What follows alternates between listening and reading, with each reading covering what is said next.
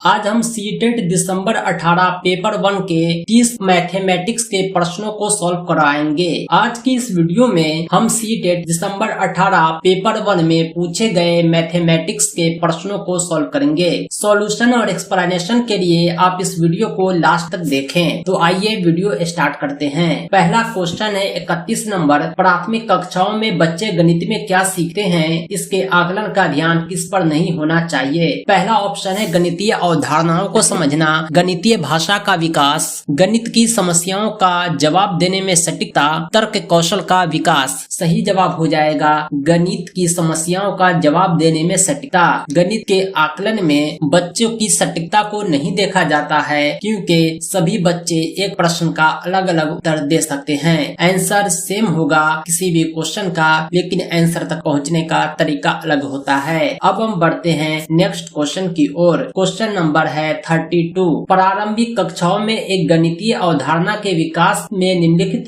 निर्देशों का अनुक्रम किस प्रकार किया जाना चाहिए। ये जो गणितीय अवधारणा के 4 निर्देश दिए हुए हैं, इसको आपको सजाना है। इसका अनुक्रम क्या होगा, पहले कौन आएगा, सबसे पहले हम क्या करते हैं, उसके बाद क्या करते हैं, फिर क्या करते हैं। यानी सबसे पहले जो है हम अनुभव प्रदान करते हैं, उसको भाषा के माध्यम से समझाते हैं, फिर चित्र बनाते हैं, फिर प्रतीकात्मक प्रतिनिधित्व का उपयोग करते हैं। ये जो है सही अनुक्रम है। अब हम बढ़ते हैं नेक्स्ट क्वेश्चन की ओर। क्वेश्चन नंबर है 33। एक बच्चे ने नीचे दिए गए अनुसार 2 संख्या घटाते हैं। बच्चे जो है इस तरह से संख्या को घटा रहे हैं। इसमें आपको देखना है कि बच्चे ने जो घटाया है ये सही है या गलत। अगर गलत है तो उसका कारण क्या हो सकता है। बच्चे ने देखिए क्या घटाया, पहले 8 को 8 से 2 घटाया, उसके बाद 7 से 3 घटाया। बच्चे ने जो ये गलती की है उसका कारण है उसे स्थानीय मान का ज्ञान नहीं है। स्थानीय मान की गलत अवधारणा के कारण उसका घटाव गलत हुआ है। पहले इकाई अंक को घटाना चाहिए, फिर दहाई अंक को। बच्चे ने ऐसा नहीं किया। अगला क्वेश्चन है 34 नंबर। अधिगम और आकलन के चक्र के निम्नलिखित चरणों को क्रम में व्यवस्थित कीजिए। शिक्षण अधिगम के साथ एकीकृत आकलन, शिक्षण अधिगम आकलन की योजना बनाना और उसका संगठन, प्रगति रिपोर्ट का विकास, बच्चों के अधिगम और प्रगति की प्रतिपुष्टि रिपोर्टिंग और उसका संचार। सबसे पहले जो होता है शिक्षण अधिगम और आकलन होता है, उसके बाद शिक्षण अधिगम को एकीकृत करते हैं, उसके बाद जो है प्रगति रिपोर्ट तैयार होता है और उसके बाद उसकी रिपोर्टिंग और संचार होता है। सही जवाब हो जाएगा ऑप्शन 1। नेक्स्ट क्वेश्चन है 35 नंबर। रोमन अंकों का उपयोग आमतौर पर हिंदू अरबी अंकों के लेखन में क्यों नहीं किया जाता। रोमन अंक जो होते हैं वो इस तरह के होते हैं और हिंदू अरबिक अंक जो होते हैं वो इस तरह के होते हैं। इकाई, दहाई, सैकड़ा इसमें आप गिन सकते हैं, लेकिन रोमन अंक में आप नहीं गिन सकते। यानी उसका कारण यही होता है कि स्थानीय मान का ज्ञान नहीं और गणना करना मुश्किल हो जाता है। सही जवाब हो जाएगा ऑप्शन 1। अगला क्वेश्चन है 36 नंबर। एक शिक्षक अपनी कक्षा में बच्चों को उनके परिवेश में मौजूद वस्तुओं के भौतिक गुणों को अपने शब्दों में समझाने के लिए प्रोत्साहित करता है। अपने छात्रों के साथ ऐसी गतिविधि करने के पीछे शिक्षक का सबसे उचित उद्देश्य क्या है। अगर कोई शिक्षक इस तरह की हरकत करता है तो उसका उद्देश्य सिर्फ और सिर्फ यही होता है कि वह बच्चों को अनौपचारिक रूप से किसी वस्तु के भौतिक गुणों का निरीक्षण करने का अवसर देता है, जो आकारों के बारे में उनकी समझ को बतलाता है। सही जवाब हो जाएगा ऑप्शन 3। नेक्स्ट क्वेश्चन है 37 नंबर। अशिक्षित दुकानदार द्वारा उपयोग किए जाने वाले गणित। अगर कोई दुकानदार अशिक्षित है फिर भी वो गणित का उपयोग करता है तो इसका मतलब ये नहीं कि वह हमारे लिए लाभदायक नहीं है, बल्कि एक विकल्प जरूर है। जब बच्चा कुछ नहीं समझता है तो हम उसे सौदा के बारे में समझाते हैं कि तुम जो सौदा लाने जाते हो 10 रुपए का सामान लिए, 8 रुपया दिए, कितना और देना बाकी रह गया। इस तरह बच्चे जो है अशिक्षित दुकानदार से भी गणित सॉल्व कर लेते हैं। अब हम बढ़ते हैं नेक्स्ट क्वेश्चन की ओर। क्वेश्चन नंबर 38 है। एक शिक्षक को गणित कक्षा में बच्चों के एक विषम समूह को कैसे संभालना चाहिए। यानी गणित की कक्षा है जिसमें कुछ बच्चे बहुत तेज हैं, कुछ बच्चे जो हैं उसको कुछ नहीं आता है, कुछ बच्चे जो है मीडियम है। एक शिक्षक के रूप में आप सारे बच्चों को एक साथ कैसे संभालेंगे। एक ही कक्षा में बच्चों को एक साथ समूहित करेंगे। एक ही क्षमता वाले बच्चों को यानी बच्चों को वर्गीकृत करने के लिए कह रहा है। सबसे जो सही तरीका होता है कि अलग अलग क्षमता वाले बच्चों को एक साथ समूहित रखकर पढ़ाएंगे ताकि वे एक दूसरे से सीख सके। बच्चे अपने पास बैठे दूसरे बच्चों से भी सीखते हैं वह किस तरह से लिख रहे हैं, यानी वो देखकर लिखते हैं, फिर एक समय आता है कि वह बिना देखे लिखने योग्य बन जाते हैं। नेक्स्ट क्वेश्चन है 39 नंबर, गणित में सीखने के प्रतिफल इसलिए विकसित किए गए हैं। सीखने के प्रतिफल विकसित करने का कारण क्या है? बच्चों द्वारा हासिल की जाने वाली कक्षावार दक्षता और कौशल को परिभाषित करना, यही जो है सीखने के प्रतिफल विकसित करने का मात्र कारण है। सही जवाब हो जाएगा ऑप्शन 3। नेक्स्ट क्वेश्चन है क्वेश्चन नंबर 40, निम्नलिखित में से कक्षा में हो रहा कौन सा कार्य एक गतिविधि है? कक्षा में 4 कार्य हो रहा है, आपको पता लगाना है इसमें गतिविधि कौन है। गतिविधि वास्तविकता में वो होता है जिसमें हर कोई इंगेज होता है। शिक्षक समझाते हैं कि प्रश्न कैसे हल करना है, इसमें बच्चे जो है कुछ नहीं कर रहे हैं। शिक्षक जो है बच्चों द्वारा कविता के रूप में गिनती का वाचन करता है, बच्चे जो है गिनती को कविता के तौर पर पढ़ा रहा है। बच्चों द्वारा श्याम पाठ से नकल करना, इसमें बच्चे की क्रिएटिविटी नहीं है, वो सिर्फ और सिर्फ उतार रहा है। सही जवाब हो जाएगा बच्चों का अन्वेषण में लगना, यानी जब बच्चे अन्वेषण में लगेंगे तो सारे बच्चे गतिशील रहेंगे। यह जो है विद्यालय कक्षा के लिए एक गतिविधि है। सही जवाब हो जाएगा ऑप्शन 4। नेक्स्ट क्वेश्चन है क्वेश्चन नंबर 41, बच्चों के बीच गिनती के कौशल को विकसित करने के लिए निम्नलिखित में कौन सा पूर्व संख्या अवधारणा के रूप में सीखने के लिए आवश्यक है? संख्या का नाम यादृच्छिक रूप से पढ़ना।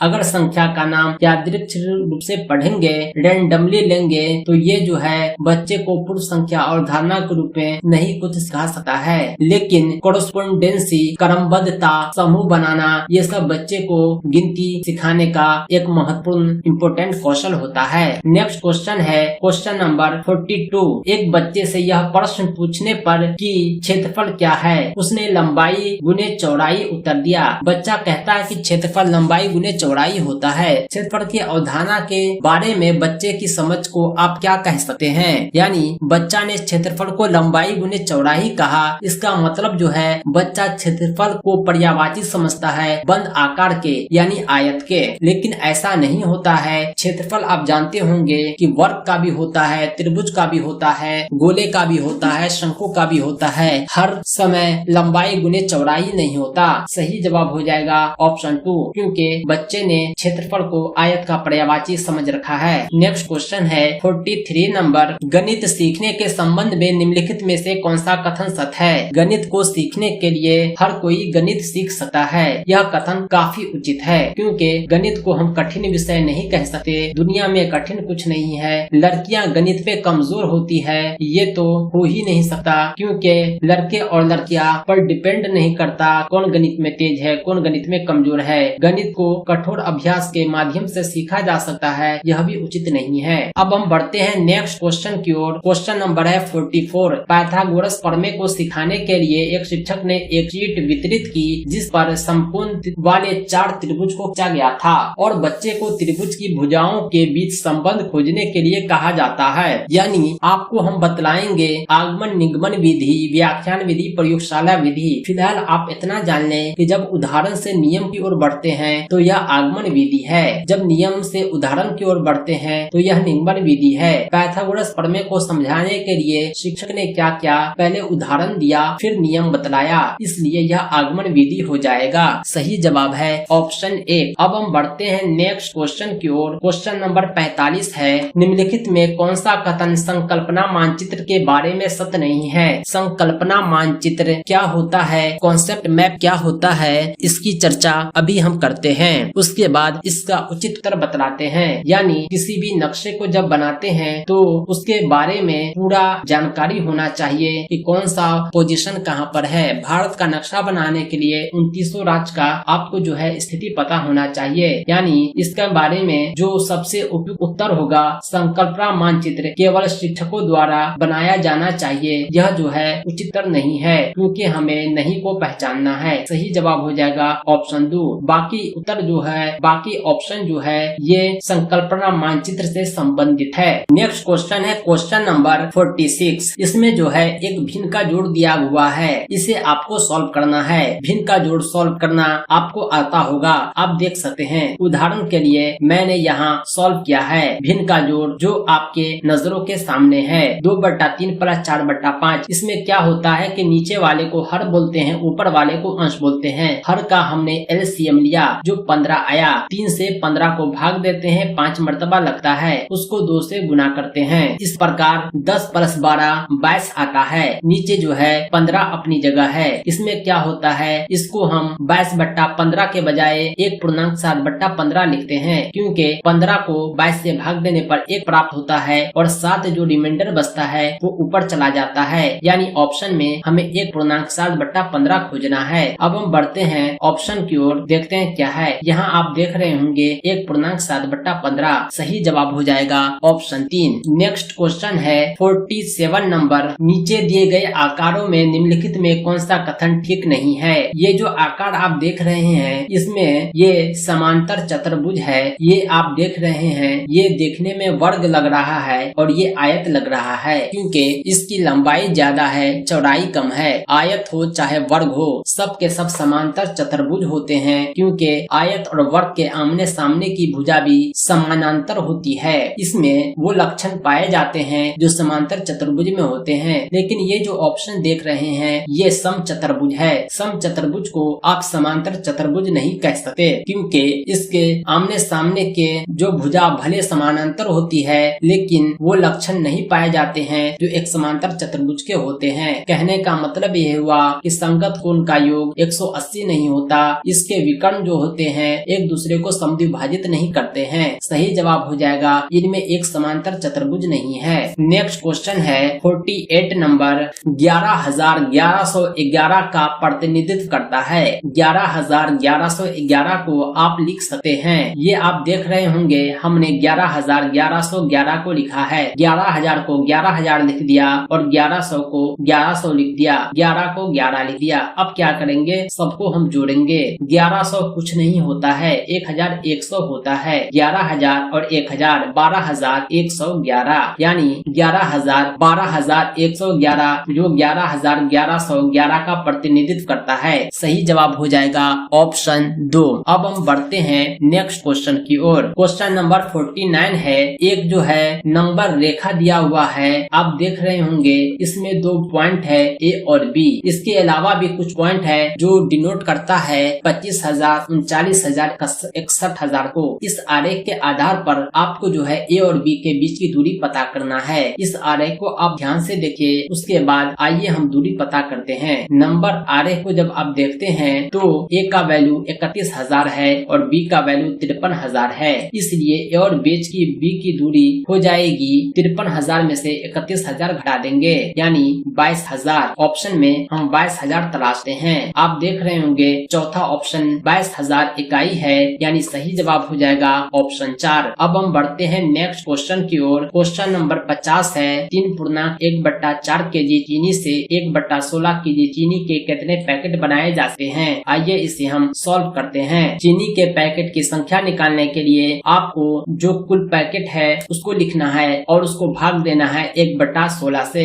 तभी हम पता कर पाएंगे कि कितने बनेंगे। इसको जो है हम तोड़ते हैं, फ्रैक्शन में लेकर आते हैं। 4 को 3 से गुना किए 12, उसमें 1 जोड़ दिया, 13/4 हो जाता है, भागा 1/16। जब भाग जो है गुना में परिवर्तित होता है तो ये पलट जाता है, यानी 1/16 को 16/1 लिख दिए। 4 से 16 4 मरतबा कट जाता है, यानी 13 गुने 4 52 आता है। ऑप्शन में हम 52 तलाशते हैं, यही जो है उचित आंसर हो जाएगा। सही जवाब है ऑप्शन 1। नेक्स्ट क्वेश्चन है 51 नंबर। हरीश ने 18:40 बजे अपनी यात्रा की शुरुआत करता है और 22:20 बजे समाप्त करता है। यात्रा पूरी करने में लिया गया समय बतलाएं। इसमें आपको क्या करना है, ये छोटा सा क्वेश्चन है, इसे आप जो है जबान पर भी जोड़ सकते हैं। 18:40 से 22:40 के बीच, 22:20 के बीच कितना डिफरेंस है। वैसे हम आपको नेक्स्ट क्लास में बतलाएंगे समय के बीच का अंतर कैसे निकाले, यानी यानी बड़े से बड़े समय को जोड़ना और घटाना कैसे किया जाता है, इसको भी हम आपको समझा देंगे बाद में उसी दिन। फिलहाल इसका आंसर हो जाएगा 3 घंटा 40 मिनट, क्योंकि 18 3 21 होता है और यानी 40 मिनट हो जाएगा। 20 मिनट इधर का और 20 मिनट इधर का। नेक्स्ट क्वेश्चन है क्वेश्चन नंबर 50। 200 मिलीलीटर और 300 मिलीलीटर माप वाले बर्तनों का उपयोग कर 2000 मिलीलीटर आयतन की एक बाल्टी भरनी है। 200 मिलीलीटर और 300 मिलीलीटर बर्तनों द्वारा क्रमशः बाल्टी भरने के लिए कितने बर्तनों के निम्नलिखित संयोजन में कौन सही नहीं है। यानी ये जो पहला ऑप्शन है 200 लीटर को डिनोट करता है, दूसरा ऑप्शन 300 लीटर को डिनोट करता है। अगर 3 को 6 से गुना किए तो ये 1800 आता है और ये 1 को 200 से गुना किए तो 200 आता है, यानी 2000 उड़ जाता है। इस प्रकार आप दूसरे तीसरे चौथे ऑप्शन को भी चेक कर सकते हैं। आप पाएंगे कि चौथा ऑप्शन जो है ये सफिशिएंट नहीं है, क्योंकि 6 को 2 से गुना करते हैं ये 1200 प्राप्त होता है, 3 को 3 से गुना करते हैं 900 प्राप्त होता है, 9 2 11 2100, यानी हमको 2000 मिलीलीटर ही पुराना था, यहाँ 2100 आ जाता है। सही जवाब हो जाएगा ऑप्शन 4। नेक्स्ट क्वेश्चन है क्वेश्चन नंबर 53। निम्नलिखित में से इतना का सबसे अच्छा अनुमान कौन सा होगा। आपको सन्निकट वैल्यू लिख लेना है। 7.1 को हम 7 लिख लेंगे और 3.85 को हम जो है 4 लिखेंगे, क्योंकि यह 4 के काफी करीब है। 9.09 को 9 लिखेंगे। सही जवाब हो जाएगा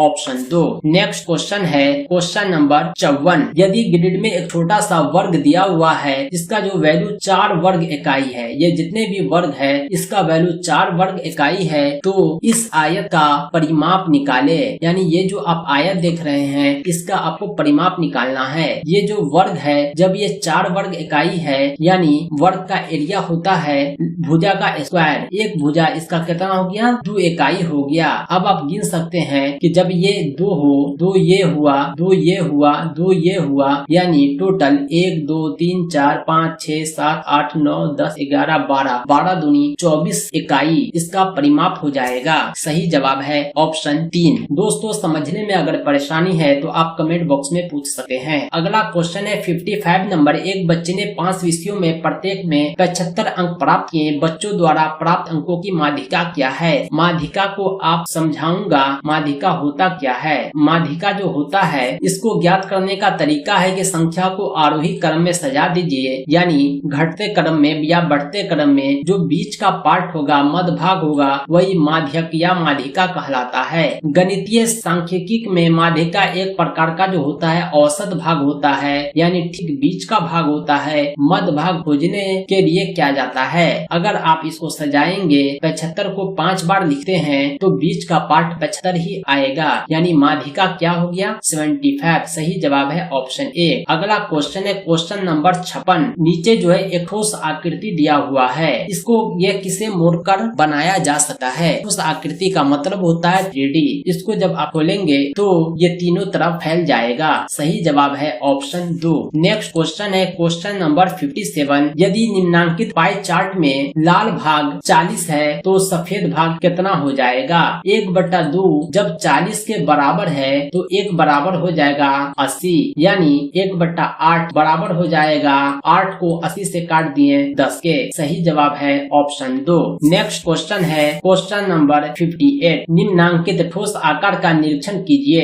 इस ठोस आकार को आप देखिए, जब ऊपर से इसकी तस्वीर दी जाएगी तो ऊपरी सतह का दृश्य कैसा होगा। सही जवाब है ऑप्शन 1। नेक्स्ट क्वेश्चन है 59 नंबर। निम्नलिखित में किसकी लागत अधिक है। 250 रुपया प्रत्येक पैकेट वाले 200 पैकेट का, या 250 रुपया प्रत्येक वस्तु वाले 20 दर्जन का। 20 दर्जन का आप अर्थ समझ रहे हैं। 240 वस्तु हो गया। यहाँ जो है 200 है, यहाँ 240 है। दोनों का मूल्य इक्वल है, यानी 240 का मूल्य लागत अधिक होगा। सही जवाब है ऑप्शन 2। नेक्स्ट क्वेश्चन है जो अंतिम है 60 नंबर। 1 - 1 + 1 - 1 का सम संख्यक पदों तक योग होगा। अगर सम संख्या का मतलब ये होता है 2 4 6 8। 1 - 1 क्या कितना हो जाएगा 0 हो जाएगा। यानी इसी प्रकार आप 4 तक देखें, 2 ठो +1 है, 2 ठो -1 है, यानी ये 0 हो जाएगा। इसी प्रकार 6 तक देखें, 3 +1 है, 3 -1 है, 0 हो जाएगा। अगर सम संख्या पद तक इसकी गणना हो तो योग कभी भी 0 ही आएगा। सही जवाब है ऑप्शन 1। दोस्तों ये थे सीटेट दिसंबर 18 पेपर 1 में पूछे गए मैथमेटिक्स के 30 क्वेश्चन। आपको पता होगा कि सीटेट में 5 विषयों से प्रश्न पूछे जाते हैं। पिछली कक्षा में हमने आपको साइकोलॉजी के 30 प्रश्न के सॉल्यूशन और एक्सप्लेनेशन उपलब्ध कराए थे। आगे भी हम सीरीज को कंटिन्यू रखेंगे। अगर आप इस वीडियो की आज के कक्षा की PDF चाहते हैं तो डिस्क्रिप्शन से डाउनलोड कर सकते हैं। हमारी वेबसाइट www.teacherrahmat.com पर सीटेट का कंप्लीट स्टडी मटेरियल उपलब्ध है, आप जरूर चेकआउट करें। सीटेट की बेहतर तैयारी के लिए संपूर्ण PDF नोट्स के लिए आप हमसे संपर्क कर सकते हैं। हमारा संपर्क सूत्र है 7631314948। इस नंबर पर आप कॉल भी कर सकते हैं, व्हाट्सएप भी।